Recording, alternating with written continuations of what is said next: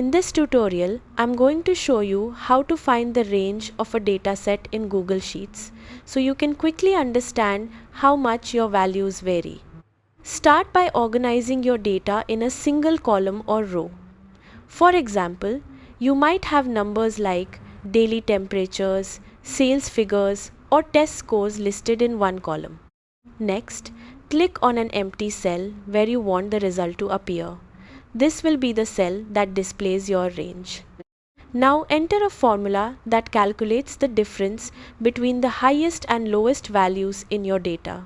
In Google Sheets, this is done using the max and min functions together.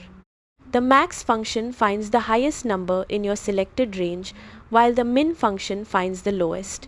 Subtracting the minimum from the maximum gives you the range.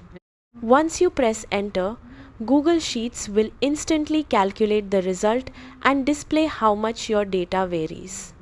For example, if your highest value is 27 and your lowest is 20, the range will be 7. If you're working with a larger data set, just make sure to adjust the cell references in your formula to include all your data.